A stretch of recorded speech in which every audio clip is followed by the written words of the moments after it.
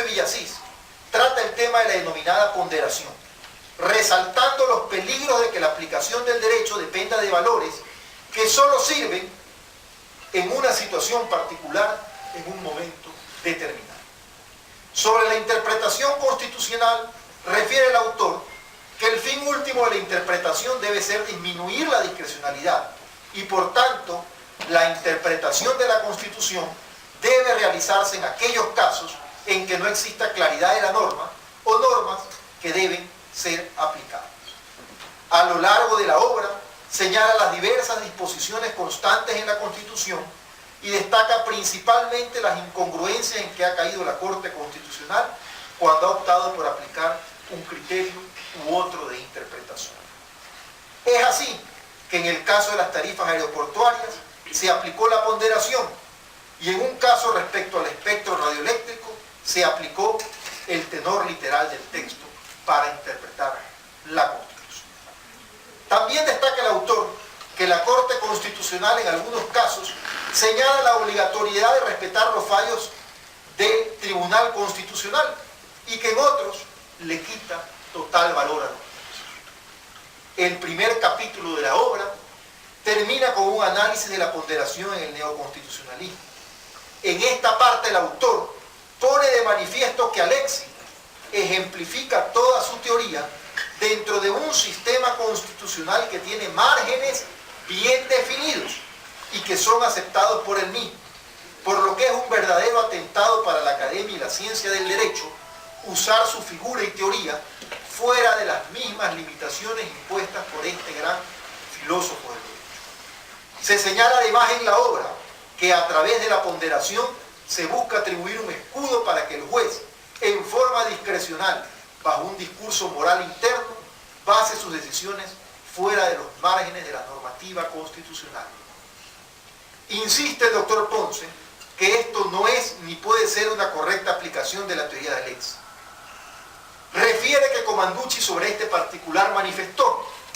sin embargo, si se procede así, el intérprete se atribuye a sí mismo un poder, el de instituir una jerarquía y por tanto modificar el sistema y hacerlo además caso por caso,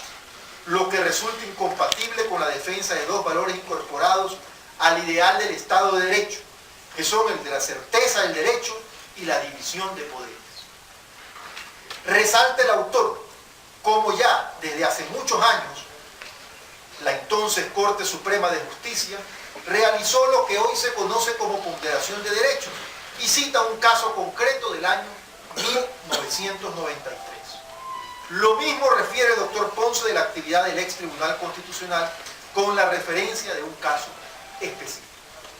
En el capítulo segundo, relacionado a los principios generales de los derechos humanos, se indica que la concepción básica de estos es asegurar la esfera de libertad del individuo frente a intervenciones del poder público, por lo que los derechos humanos tienen un enfoque Estado-ciudadano. Se hace un recuento de los derechos que tienen el carácter de fundamentales, indicando las distintas generaciones de estos y analizando la tendencia dualista y monista sobre la influencia del derecho internacional sobre el derecho doméstico. Se relevan las características de universalidad, indivisibilidad e interdependencia de los derechos humanos y se cita como el ex Tribunal Constitucional en un fallo del 2007 en relación a una acción de amparo ya hacía uso del principio de interdependencia de los derechos, sin necesidad del texto de Montecristo.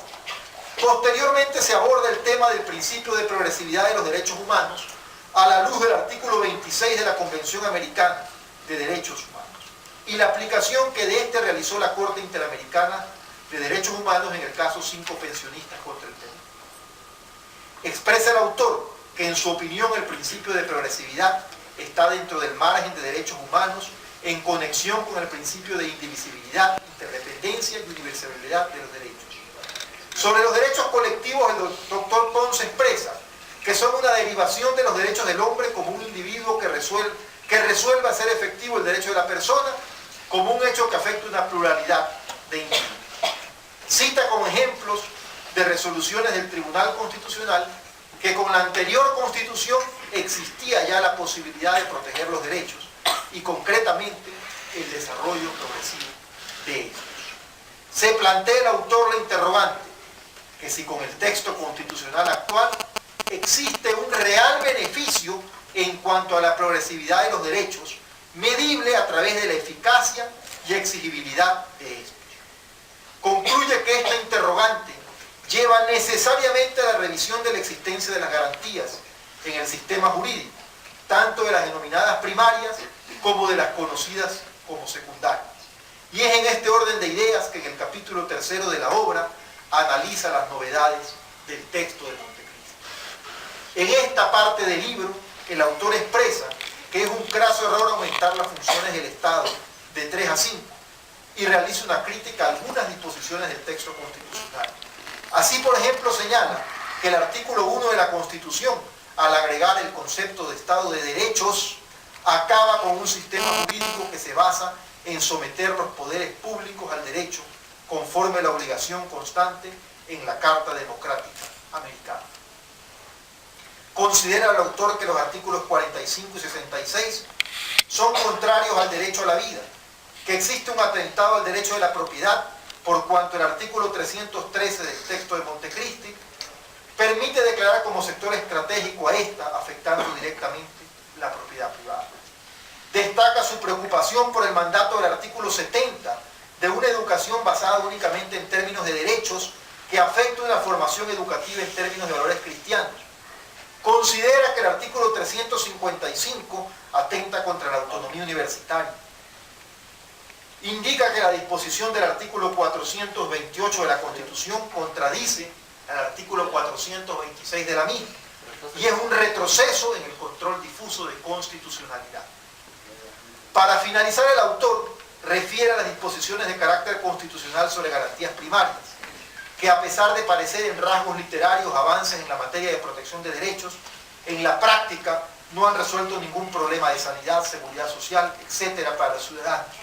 Y sobre las garantías secundarias, se refiere a las herramientas jurisdiccionales para la efectiva protección de derechos. Se hace un análisis objetivo respecto a las instituciones del habeas corpus, habeas data, la ahora llamada acción de protección, la acción por incumplimiento, la acción pública de inconstitucionalidad y la acción extraordinaria de protección. Esta última,